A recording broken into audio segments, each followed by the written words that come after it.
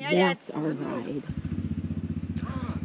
I can put my 90s kids' fears to rest. This is not the most comfortable ride ever. Marissa, I think we gotta ask how much one of these guys are. It's actually a symbol of welcome. This is a party! There's always a party in Luz. Davide, I know I said I didn't want to stay in a hotel, but you know. but why do I have a flashlight? Well, let me show you. What? What about a night in the desert? What? This is insane. Okay. Should we see the inside? I don't even know if you can see with the light. Go ahead. It's really dark, but there's basically 1, 2, 3, 4, 5 beds in a tent and a couple of carpets all over. I don't know. Let's see if a Connecticut girl like me is gonna be able to get through a night with no electricity. It's gonna be fine. It's gonna be fine. No, I'm actually really excited. This is super, super cool. Yeah. We're literally sleeping in the middle of a desert. I mean, what's better? Yeah. What is better than this? Truly magical. Yeah. All right, let's go. Good morning from the desert.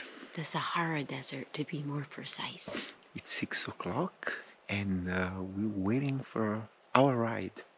So let's go see what our mode of transportation is gonna be.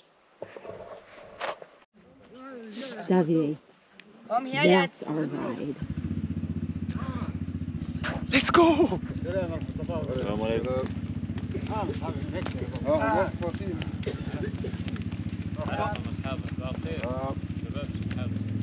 So we are taking not a camel ride, but a dromedary ride because they have one hump. Camels have 2 and dromedaries have 1. And we are going to be taking a ride. Let's see how this is going to go.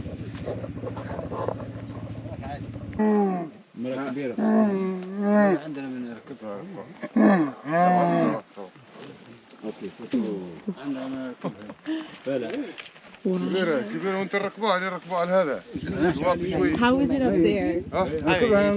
Natural. Come on, Marissa, let's see. Let's see what you got. Ooh, very good. Very professional.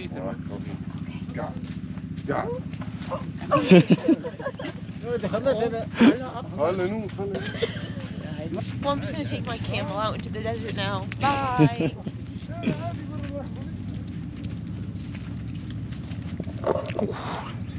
This is not the most comfortable ride ever. I can tell you.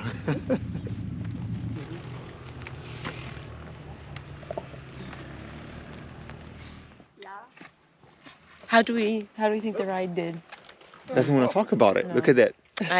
He only speaks Arabic.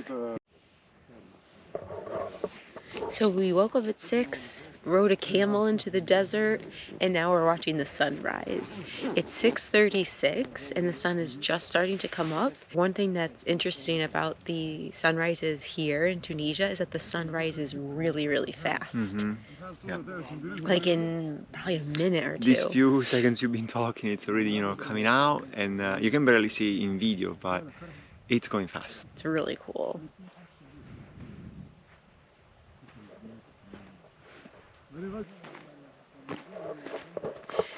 So I remember when I was a kid, learning about quicksand in school and watching lots of movies and books that featured quicksand.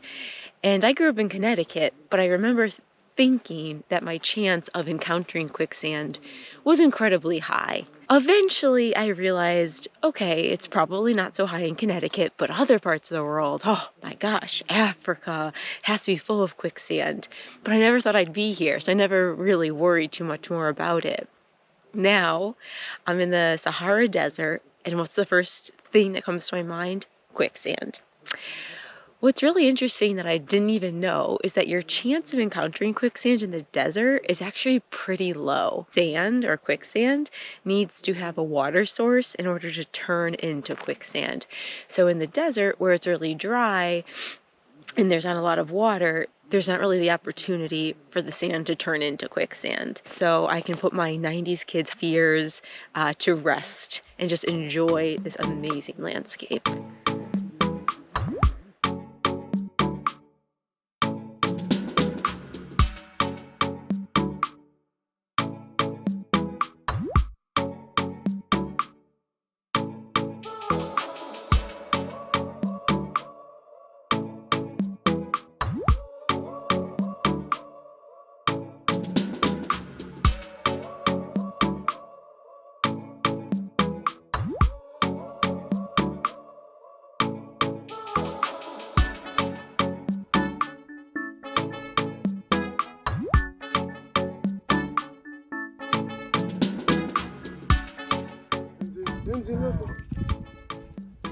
انزل خبر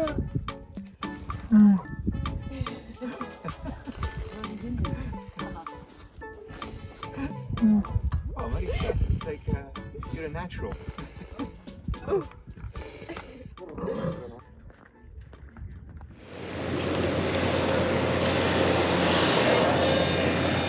Welcome to Duz. So Marisa, what are we gonna see now?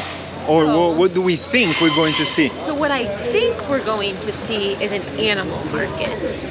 I guess so. Let's see what kind of animals are on sale today in the city of Duz.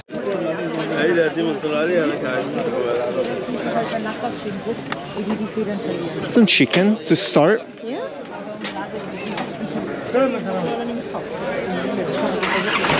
Some goats over here.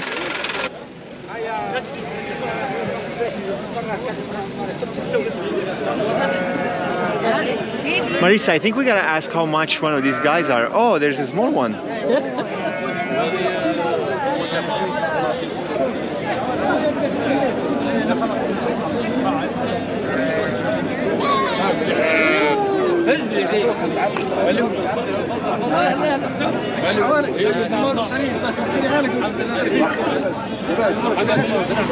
Our guide is talking to some people, maybe negotiating the price for one of these goats. Anyway, so the prices can go from all the way from, you know, the very lowest ones, very small, around $100 up to 300, they even say.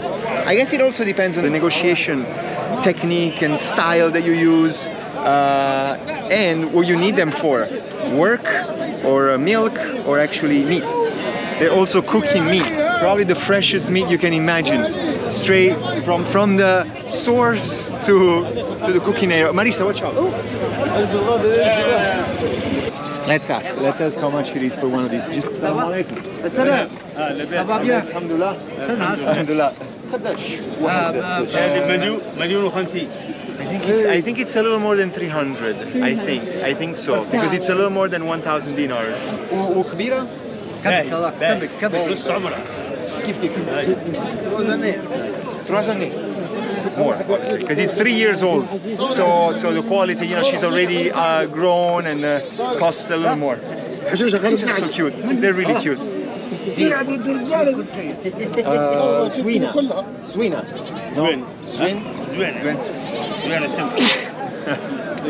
Salute. The guy is Italian. Italiano.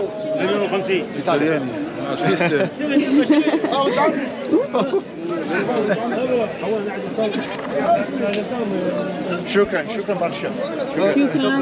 مع السلامة. So I guess they are expensive. They're a ginormous investment. I mean, you think about it, $300, but you're investing for years of work. You know, all the milk you're gonna get, the meat in the end that you're gonna get, if that's what you want. But anyway, very interesting, very friendly guys. We're now gonna see how much a chicken costs. If the guy is gonna give me a good price or a tourist price. Assalamu alaikum. لاباس. قداش واحد دجاج؟ 25. So it's 50 dinars. So this is actually not bad. It's very, very cheap. Bon prix. C'est bon prix. 25. Bon prezzo. I don't really have a way to bring it with me, even though it's really cheap. But you know, next time I'll need one, I'll come to this guy. شكرا خويا. السلام عليكم. السلام عليكم. So 25, it's actually 25. So what I understood was double. I thought 50, but it's actually 25. I had to double check. So even cheaper than what I thought. Wow, it's like not even 10 euros.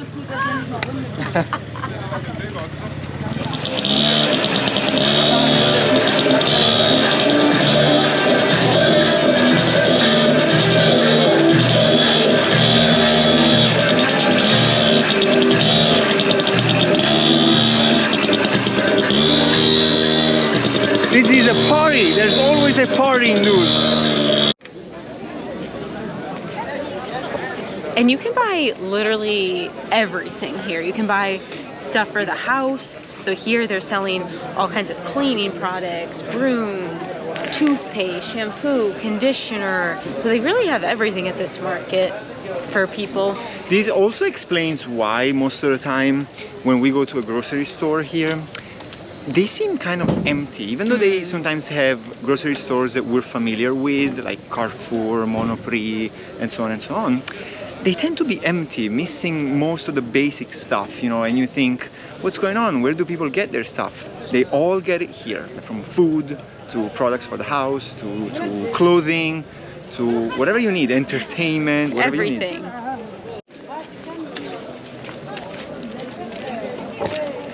And if you need to decorate the house, here's where you get your rug. Yep.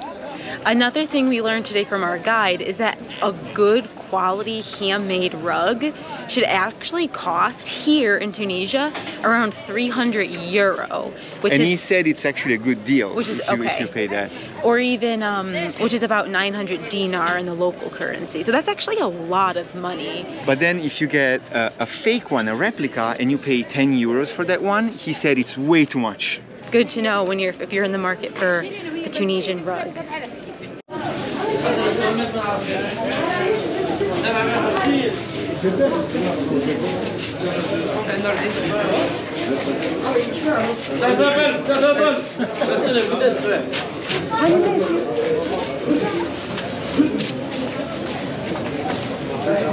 So in all the restaurants, I've been wondering, where are all the vegetables of Tunisia? And they're here. We can see so many. We see onion, carrots, tomatoes, peppers. Maybe some type of squash or pumpkin. Yeah. Egg, maybe, is that eggplant? No. Oh, olives. Lots of olives over here. I mean, let's never forget that Tunisia exports the most amount of oil in the world only after Spain, even more than Italy. Marisa's favorite. The pomegranates, which is called grenadine? Grenadine, out here. Which is funny because as a kid, whenever I would go to Ruby Tuesdays, shout out, I would always order a Shirley Temple because I loved grenadine, and I never even knew that it was pomegranate.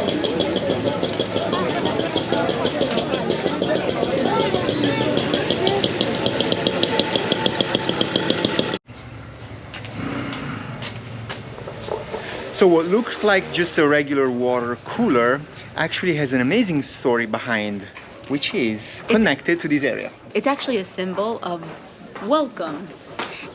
The water cooler is out here for people that are walking by who are thirsty, need some water, and the people who own these homes are offering some fresh cold water for people that come to the city. And what's crazy about it is that a region like this, in the middle of the desert, that doesn't really have a lot of water, has historically been very, very welcoming to foreigners, understanding the struggles that it takes to come all the way here. And so there's this tradition here of leaving water outside houses, apartments, buildings, to welcome people, to have them feel welcomed into this town. Well, Marisa, it was a nice exploration of this market. So now let's find our guide, our people, and let's move on to the next stop. What's it called here? Shisha. Shisha. Yeah. Oh, let's go.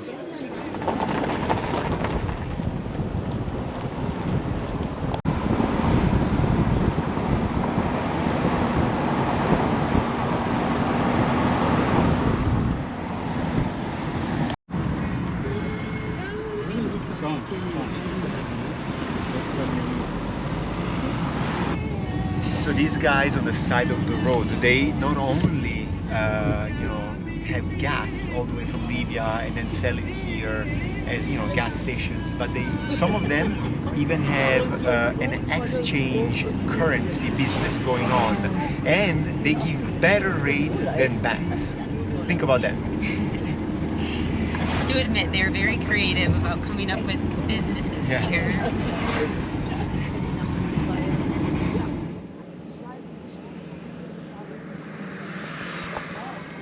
Well, this morning we saw the sun rise in the Sahara Desert, and we're seeing the sun set outside of Djerba. Pretty cool. Pretty good day. It was great to have a guide like Fatih bringing us to all the most incredible and beautiful places of the south of Tunisia, a ginormous region that it's really hard to explore just on your own. So thank you, Fatih. And for those of you thinking of visiting Tunisia, you definitely need a guy like him to help you navigate through the streets of this beautiful country. Now, obviously in our videos, we never are going to show the entire tour if we do take a tour with someone.